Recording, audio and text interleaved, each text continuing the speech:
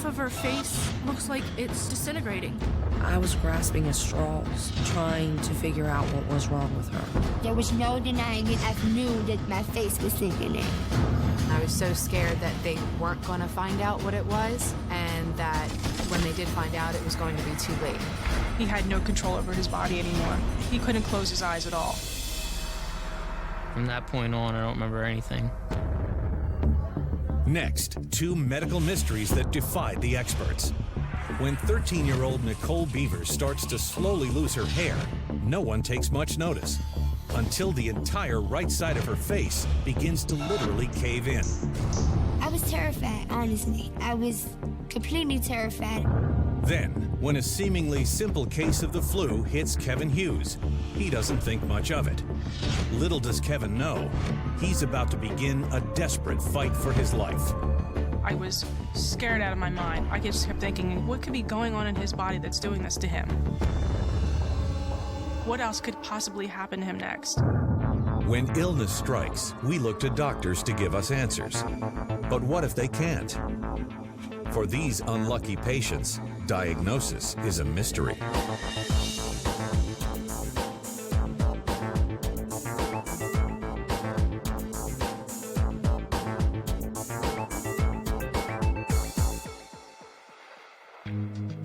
In the summer of 2004, 13-year-old Nichole Beavers is living in Laurel, Maryland, just outside of Washington, D.C. She's happy, healthy, and without a doubt, the apple of her mother's eye. She was my everything. She had long blonde hair, big blue eyes, chunky little cheeks. She was absolutely a gorgeous little girl. I enjoyed going to school to see my friends. I was in double dutch. I was in the step team. I did drama. But life for Nichole and Joni has never been easy. Joni was still a teenager when she had her daughter, and soon found herself raising Nichole on her own. Joni didn't like to leave Nichole, but she had to work because she had to put a roof over Nichole's head. So she did what she had to do. May not have been the best situation to be in, but Joni tried. My father was in and out of my life. I've learned how to handle disappointments a lot easier than other people. So I just picked myself up as much as I could and moved on. I really didn't tell people or say anything. I just left it alone and kept on. By the time Nichole enters middle school, her mother is working long hours as a bar manager to make ends meet. I would work 10 to 14 hours a day. Some days you'd have to pull doubles. It was very challenging for me. You know, we're not rich, so she had to work those type of hours to get the money that she has in order to provide for me what she needed to provide. While their circumstances are far from ideal, mother and daughter always seem to find a way to get by. But then one morning, in the fall of 2005, something disturbing begins to happen. I was washing my hair. As I was shampooing it, I started to just see my hair is falling out a lot. It's coming in clumps. I didn't know what was wrong with her. They were perfect circled bald spots. Alarmed, Joni keeps Nichole out of school the next day and takes her straight to the family doctor. The pediatrician examined her head and told me it was nothing but her nerves. If she calmed down, it would grow back. I thought the stresses that he was referring to were school, my father popping in and out of my life. Just give it a little bit of time. And I was like, okay, nothing's wrong with me. The doctor said so. But over the next 3 months, Nichole continues to mysteriously lose her hair. It went from one bald spot to the second one. And then all of a sudden, I had 7. I was very self-conscious about it. It was overwhelming. I was confused. I'm like, I must be stressed trying not to be stressed. Horrified by the glaring bald spots, Joni and Nichole return to the doctor. The pediatricians said that it was nothing, not to worry about it. I figured it was just the normal stress of a teenage girl. Nichole does her best to live with the continuing hair loss, covering her bald spots with hats and scarves. But as time goes by, the embarrassing problem begins to impact every facet of Nichole's life. Anybody with teenagers know they have fire quick tempers. There was more arguing, there was more fighting, there was more of the crying on her side and more of the anger. She was just angry at everyone. She would stay in her room a lot. Then, on an ordinary January morning in 2006, Nichole is overwhelmed by a strange and frightening new symptom. It was like a sharp shooting pain on the right side of my face. It was very, very, very painful. I told my mom, I'm like, Mom, we gotta go to the doctor, something is wrong. Worried, Joni takes the day off to drive Nichole to the urgent care clinic. And the on-call doctor who examines her has a strong hunch about what's triggering the excruciating pain. He told me that it could be migraines. They would tell me to give her either aspirin or ibuprofen. And that was how we dealt with that. But nothing they try seems to help. The next 2 weeks crawl by in slow motion as the stabbing pain takes on a life of its own. I started having a difficult time opening my mouth. It just 100% ached.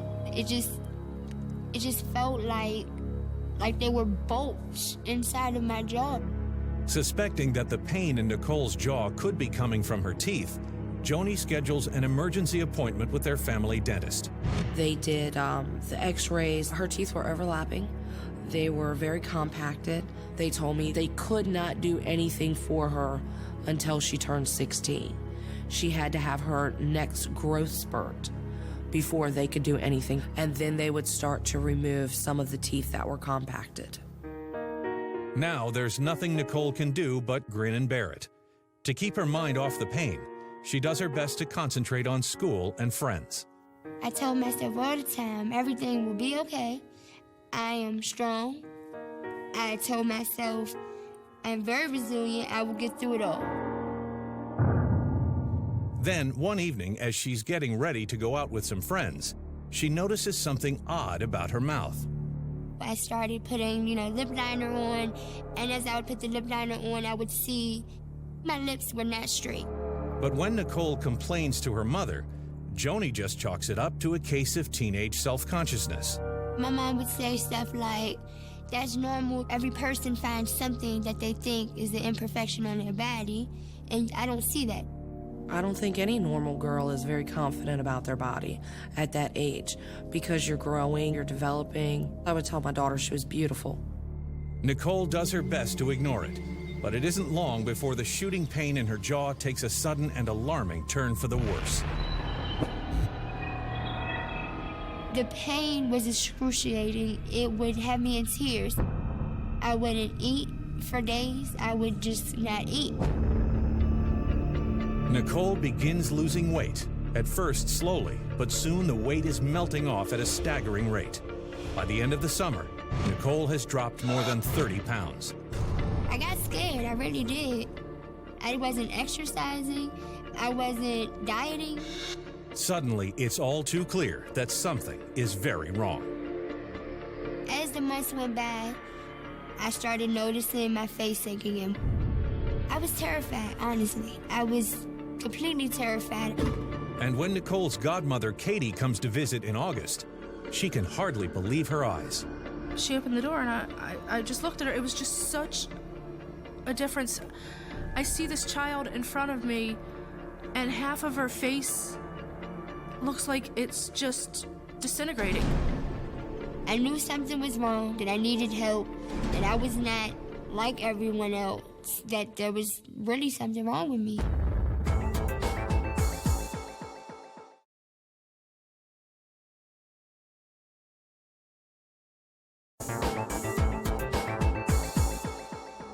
Over the last 2 months, 15-year-old Nichole Beavers has undergone a radical and frightening transformation. She's lost more than 30 pounds, and the entire right side of her face appears to be mysteriously caving in. After the weight loss, you can see it bluntly. You can see there was no denying it. I knew that my face was sinking in. But her mother, Joni, seems completely unaware of any change in Nicole's appearance. In fact, with Joni always working and Nicole holed up in her room all the time, the two have hardly seen each other. Joni was in denial that there could be something wrong with Nikki. Nicole is her daughter, whom she loves unconditionally no matter what she looks like, and sometimes people just don't see what they need to see. But one morning, Joni finds herself leafing through the family album, and it's as if the truth is literally staring her right in the face. At that moment, it finally hit me that there was something wrong with my daughter. I was very disturbed, very upset. I didn't know what was wrong with my child. I want her to get help more than anything else. Joni told me she was scared. She didn't know how to get Nikki the help that Nikki needed. She took Nikki to several doctors. They went for second and third, fourth, fifth opinions. And nobody could give me an answer. I was grasping at straws, trying to figure out what was wrong with her. I felt horrible and helpless. There was nothing I could do for my daughter. To me, I was a child, and I was like, I'm just deteriorating, basically. I'm falling apart. I don't know what's going on. It's just everything's going wrong. At school, the situation soon becomes intolerable, as Nicole is forced to endure uncomfortable stares and a near constant stream of embarrassing questions. School was very depressing to me. It was very stressful. I'd have people stare at me. I would hear people say, oh, she got in a car accident.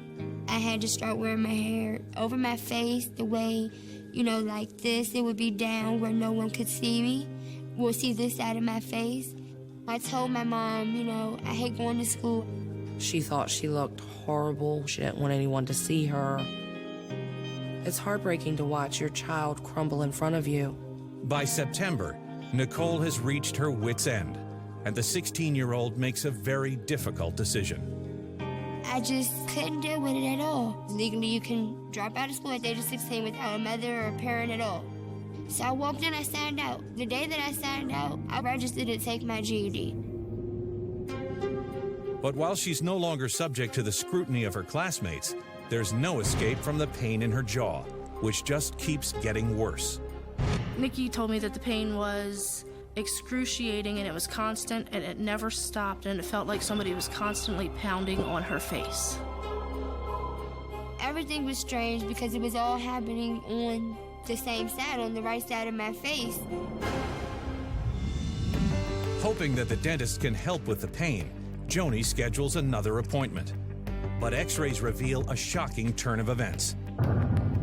Nicole's face has sunk in so much, her teeth are literally moving out of place. Two were actually so far out of alignment that one was pushing into the other, making the one push into the side of my jaw. I didn't know what to think. My reaction was, what next? Honestly, what next? The dentist quickly determines that Nicole has no choice but to undergo major oral surgery. It was very upsetting. I wanted to just stop. I didn't want to go to doctors anymore, but I knew I had to if I wanted an answer to something. At the end of her rope, Nicole reluctantly agrees to a preliminary examination with oral and maxillofacial surgeon, Dr. George Grione.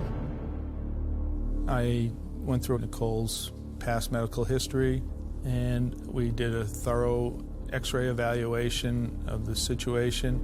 Dr. Grione examines Nicole closely, and it's not long before he spots the critical clue. I noticed that her face was asymmetrical. I had an inclination that there was something else going on here, more than just pain in the upper right side of her mouth. He glanced up, cocked his head, and looked at Nicole and said, "Do you know what you have?" And Nicole said, "No." And at that point, I kind of scooched up on my chair like, oh my God, you know what's wrong with her.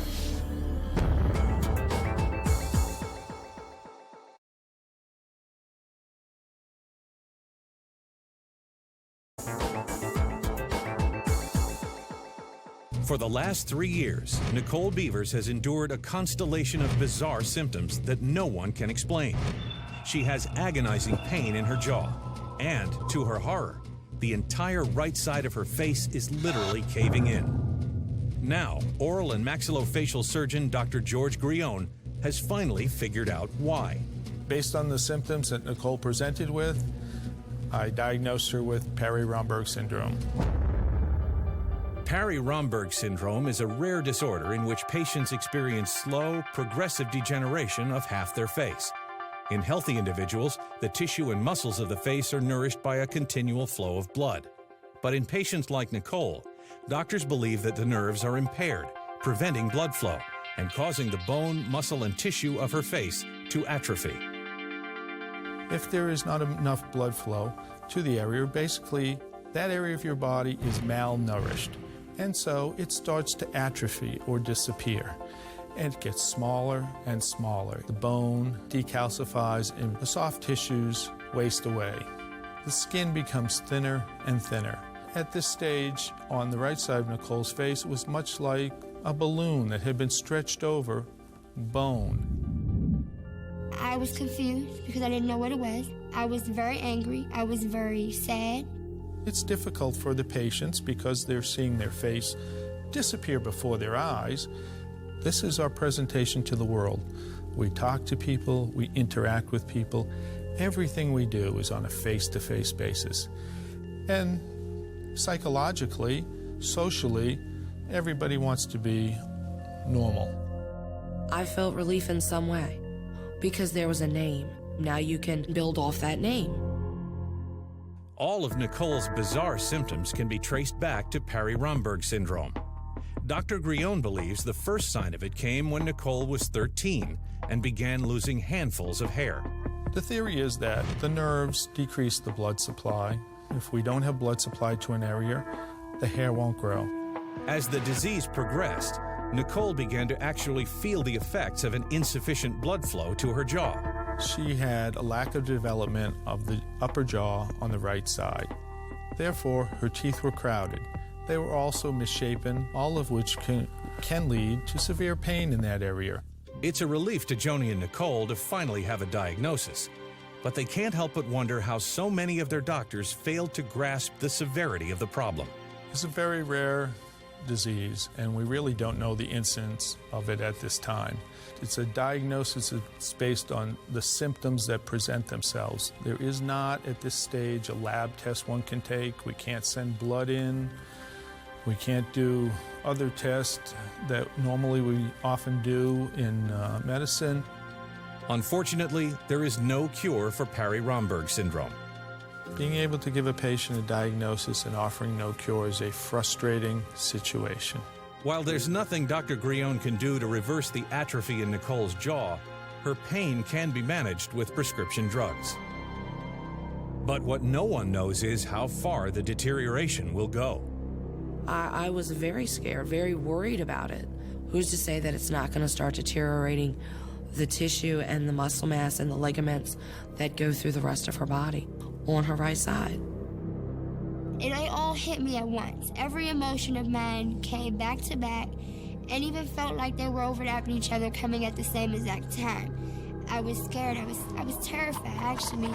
If your face is actually wasting away, what is going to be left of me? I was very worried. I was very confused over how it would affect the rest of my life.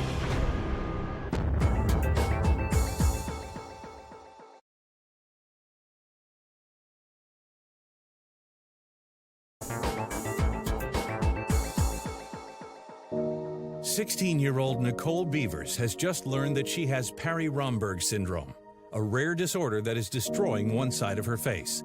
And to her disbelief, Dr. George Grione has told her that it's incurable. I was frustrated, I was distraught, I was just completely a basket case almost. But Dr. Grione assures her that there's hope for the future. The disease seems to burn itself out or stop when the patients are in their late 20s, maybe early 30s, and then we underlook for reconstructive procedures. Unfortunately, we don't know why the disease stops. I do hope to get reconstructive surgery. I've already looked into it.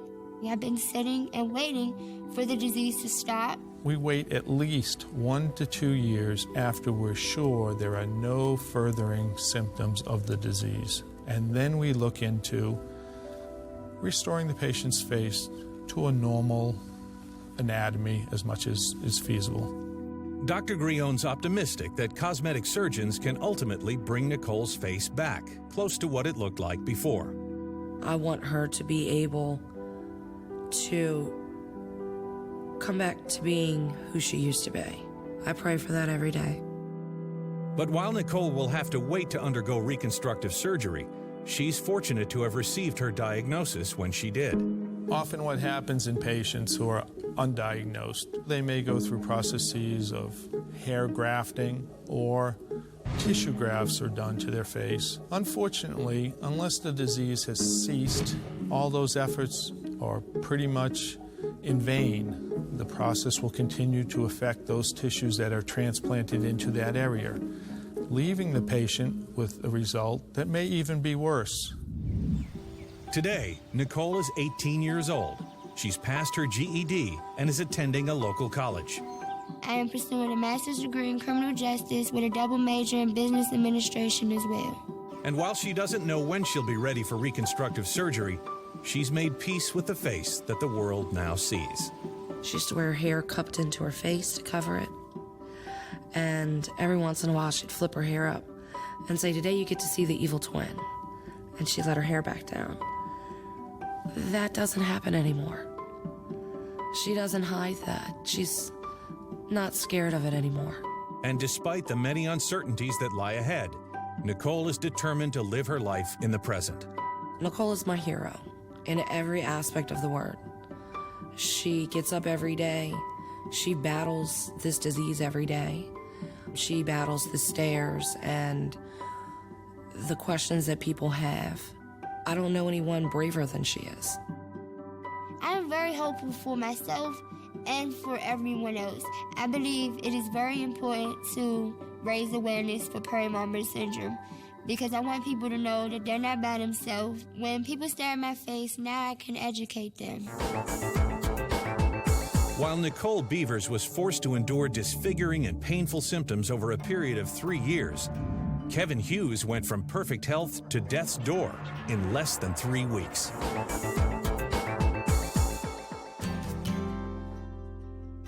Growing up in Cape May, New Jersey, Kevin Hughes was the star athlete who every girl wanted to date. But he only had eyes for Tina Tamburo. We're set up through mutual friends, and things started there. I like that he plays sports. He was outgoing. He's very loving, very caring. He's just an all-around good guy. We spent our time together and then eventually got married in our early 20s and been together ever since. While Tina served as a payroll supervisor, Kevin stayed busy working construction jobs. And after a hard day, he often enjoyed playing with his dogs and cycling.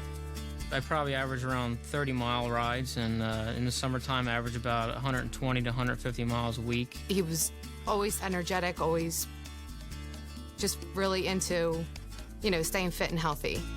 In October 2008, the couple throws a barbecue to celebrate Kevin's best finish in a cycling race. We invited a bunch of friends over. We had some hamburgers, hot dogs, and chicken. I had, I believe, 1 hot dog and 1 cheeseburger. All the food was gone. Everyone had a good time. But shortly after dinner, Kevin begins to feel very queasy. I just felt like something wasn't settling too well in my stomach, and just needed to maybe rest it off. I was pretty tired, so I pretty much fell asleep right away, and within a couple hours, I woke up with a pretty bad cramp-like feeling in my stomach, and I had to go to the bathroom, and it was pretty bad diarrhea. He said, "I'm not feeling too good. I don't know what's wrong with me. Maybe it's something that I'd eaten. Do you feel okay?" And I said, "Yeah, I feel fine." We just assumed maybe he's just having kind of some stomach bug or something. I just took some medication to try and stop the diarrhea, and just went to work. And then as I guess once or twice before lunch, I had to go to the bathroom, and then it was easily 2 or 3 times after lunch I had to go to the bathroom again. I didn't think it was anything horrible, something that would just, pass on through. But over the next few days, the cramps and diarrhea intensify. And on Sunday, Kevin's condition takes a turn for the worse. That morning we had woken up around 7 a.m. and by the end of the night, around 5 o'clock, he had gone to the bathroom 19 times. I decided that it was, too far along, that we had to take him to the emergency room. I knew at this point that something was seriously wrong and Kevin needed help.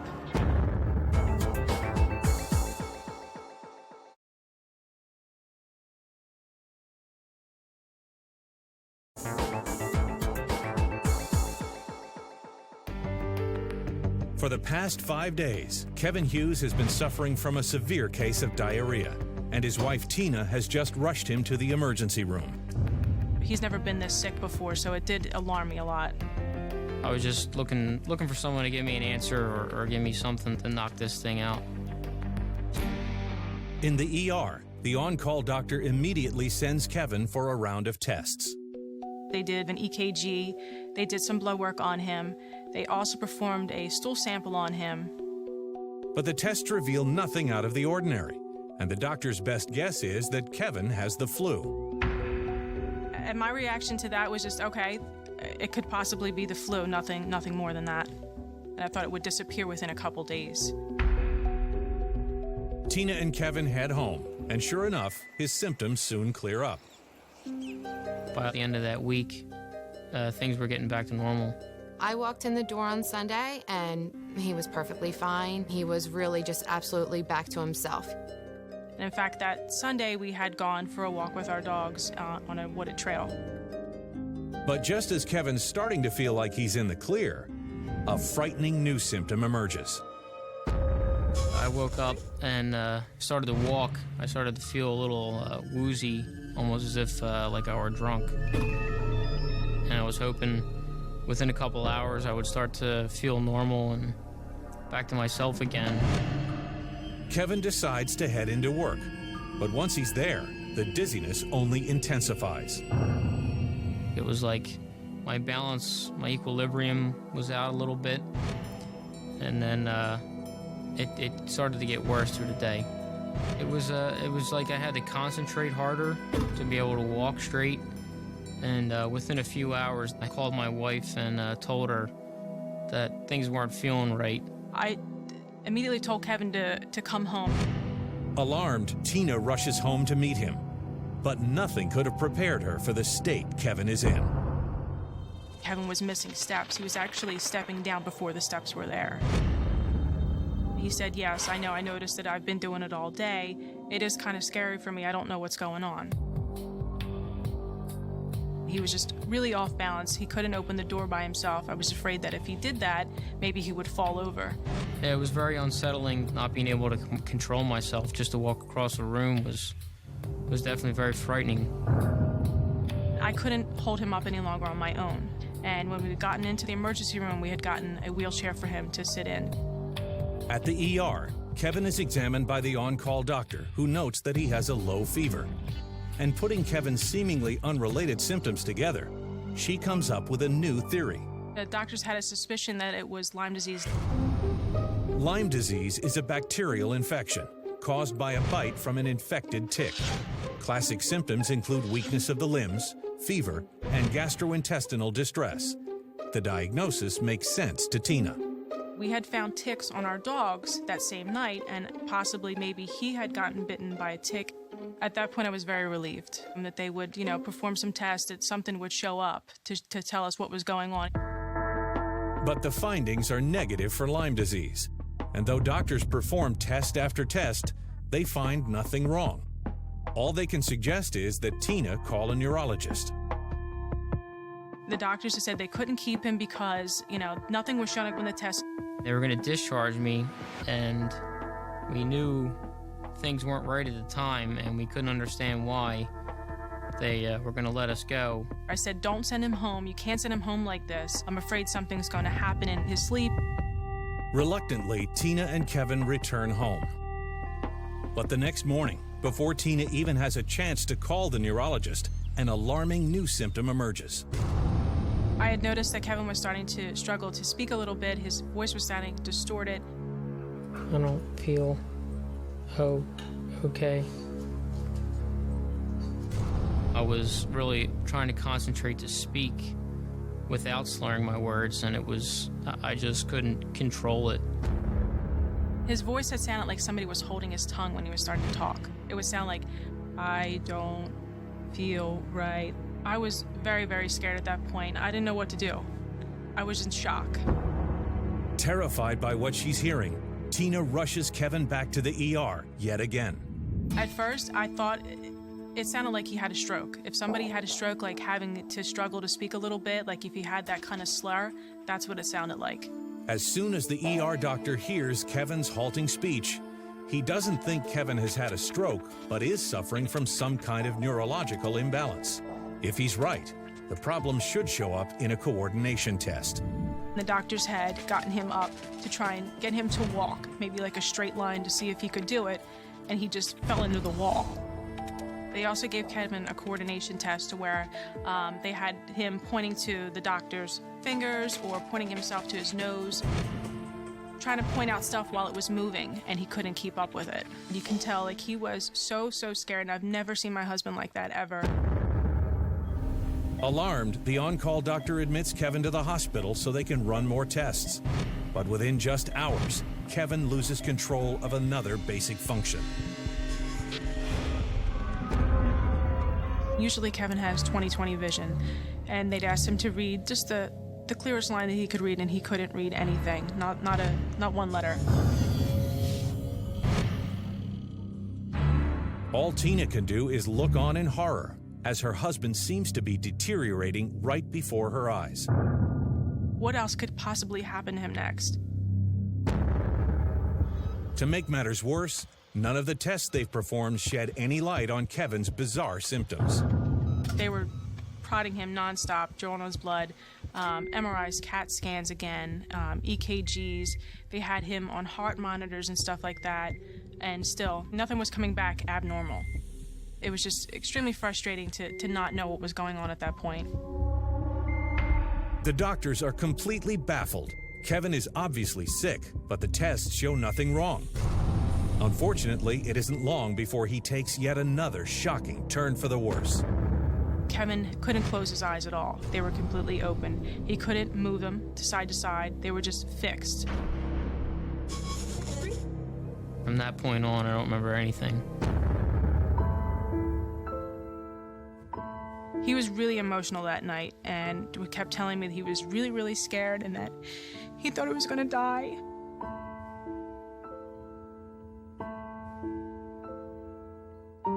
Throughout the night and into the next morning is when he had stopped talking on his own anymore. Within a span of 24 hours, Kevin has lost the ability to talk, walk, or move his eyes. But incredibly, his tests indicate no problem of any kind.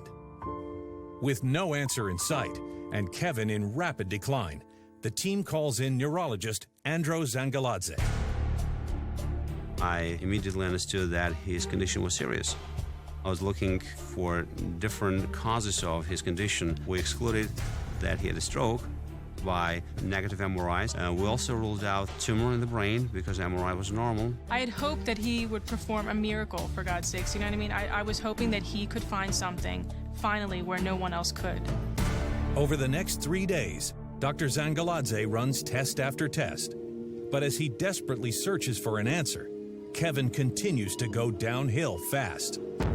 Within 4 days of being in the hospital, Kevin couldn't do anything on his own anymore. He was absolutely 100% worse than he was 2 days before. And not having, at that point, any specific results, we still were considering a lot of different causes.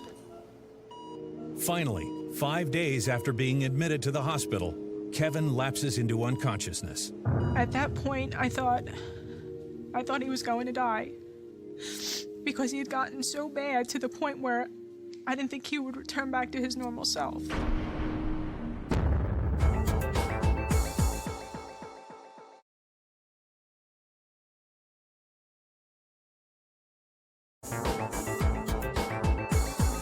Since Kevin Hughes entered the hospital less than a week ago, he's undergone a terrifying and mysterious decline. Now he's in a near comatose state, and it's all his wife Tina can do to keep it together. It was scared out of my mind. I just kept thinking, is he gonna die from this, for God's sakes? You know what I mean? What could be going on in his body that's doing this to him? I was so scared that they weren't going to find out what it was, and that when they did find out, it was going to be too late. Dr. Zangaladze goes back to square one, reviewing every detail of the case. And at the top of Kevin's file, he finds something that stops him in his tracks. We had one very important preceding illness. 2 weeks prior to his disease, he had a diarrhea. Dr. Zangaladze now suspects there may be a link between Kevin's diarrhea and the neurological symptoms that have left him unconscious. To confirm his hunch, he orders more blood tests. Tina waits helplessly by Kevin's side and prays that the doctor finds the answer. It was extremely hard to sit there and watch, you know, your husband really, really sick and you couldn't help him. Then, 10 days after Kevin was first admitted, there's a knock on his hospital room door. Dr. Z had come in early in the morning to tell us that something had come back positive on one of the blood tests. Dr. Zangaladze has found the presence of antibodies in Kevin's blood. Antibodies which fight the bacteria associated with Kevin's diarrhea. It's the clue he's been searching for. I diagnosed Kevin with Bickerstaff brainstem encephalitis. Bickerstaff brainstem encephalitis is a rare autoimmune disorder in which antibodies target the brainstem. In a healthy individual, antibodies fight bacteria. Once their job is done, they flow through the bloodstream harmlessly. But in patients like Kevin, his antibodies mistakenly identify his brainstem as toxic and attack it, causing it to swell up. Kevin's body produced antibody to defeat the bacteria. Unfortunately, the same antibody attacked his brain because of the similarity of the bacteria and certain compounds of the brain structure. When I got that news, I just burst into tears. You know what I mean? I called every person imaginable at that time in the morning to tell them, finally, something showed up. Although he can't know for sure, Dr. Zangaladze suspects the bacteria first entered Kevin's system 3 weeks earlier at the barbecue. It comes from the food, undercooked meat or poultry. Anybody could get the bacteria who eats the contaminated food. They had said Kevin's immune system could have been a whole lot lower than everybody else's because he had done the MS-150 bike ride. So they thought that maybe he was, you know, kind of exhausted and weakened from that. All the other terrifying symptoms Kevin experienced were the direct result of his brainstem swelling. When the brainstem is disturbed, one cannot function properly. The first thing to be affected was Kevin's coordination. As the antibodies continued to assault his brainstem, Kevin's speech became impaired. Then, his vision began to deteriorate. Brainstem controls our eye movement, and if your eyes are not moving together well, then your image does not get into focus, and people perceive this as a blurry vision or double vision. Eventually, the inflammation of his brainstem even impacted his ability to stay conscious. When you hear something like Bickerstaff encephalitis, it's very confusing, you know, and scary at the same time. What happens now? I mean, is it something that's going to stay in his body for the rest of his life? Since we knew that his disorder was due to existing antibodies in bloodstream attacking his brain, the common sense was to remove somehow this antibody from the system. The standard agent for removing antibodies is a blood product called IVIG, which can reduce inflammation. But because Bickerstaff brainstem encephalitis is so rare, Dr. Zangaladze can't say for sure if the treatment will work. There's no studies to address the most effective treatment during this disorder. They did explain to me that it could possibly not work, but this was definitely an option to try and that, you know, it could make him better. Over the next 5 days, while Kevin undergoes the IVIG treatment, Tina rarely leaves his side. I was looking for anything, any changes nonstop. Constantly, you know, asking him questions, trying to see if he would blink his eyes. But 48 hours later, Kevin still hasn't moved a muscle. So I'm sitting in this room in the dark thinking the worst possible things. On the night of the second day, at 3 in the morning, Tina is napping at Kevin's bedside when a noise wakes her up. While we were sleeping, Everything was dark in the room when he had just blurted out a couple words out of nowhere, and it had startled me. I said, "Did you say something?" And he even looked at me and he said, "Where are my dogs? Who has my dogs?" I said, "I can't believe you're asking me this right now. This is what you wake up and say." But like, thank God you actually are saying something. I don't actually remember saying where my dogs are. I do remember feeling like I just woke up and saying something to my wife, and I could tell she was ecstatic. Kevin responded very well to the treatment. Within 2 days, he could say more words. His speech should become more understandable and slowly starting to move his eyes into all directions. Tina is thrilled at Kevin's rapid progress, but she can't help but wonder why it took so long to get a diagnosis. This disease is rare. I cannot give you exact number, but only a few hundred cases have been reported. Fortunately, the damage done by the disease is temporary, but Kevin faces a long path back to full recovery. I definitely had to relearn how to walk and how to talk and speak phonetically. Can you spell world for me? World, W-O-R-L-D. Can you spell it backwards? L-D. D-L-R-O-W. Good. That was definitely the point that I realized what had happened to me to its full extent. Despite Kevin's grueling rehabilitation, he and his family feel lucky that Dr. Zangaladze made the diagnosis before Kevin suffered any damage to his heart or lungs.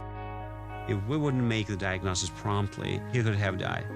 It's just so scary to think, like, you know, what if we didn't do anything? What if we would just let it run its course and he didn't go to the doctors and get treated soon enough? What could have happened to him? Today, a full year since the ill-fated barbecue, Kevin has fully recovered and is enjoying his life again. And now everything's back to normal. I'm playing with the dogs, taking them for long walks, and back out on the bike, training for my MS-150 ride again. While the odds of Kevin ever coming down with the disease again are very low, Tina and Kevin can't help but pay extra special attention when preparing their food, especially meat. It's pretty scary to think that something like that could happen to you just from not properly cooking something. I'm very cautious from now on about everything that we possibly, digest. I either boil it, or they also told me that if you freeze stuff before you eat it, it'll kind of kill the bacteria. For Tina and Kevin, each day has taken on new meaning, because now they know how quickly it can all slip away. There's definitely not a day that goes by that I don't have some thought about what happened. I feel blessed. It's an experience I would wish no one ever had to go through. You don't know how precious life is, and it can be taken away from you so quickly. Almost losing Kevin really makes you think about what you have, and it makes us cherish each other even more.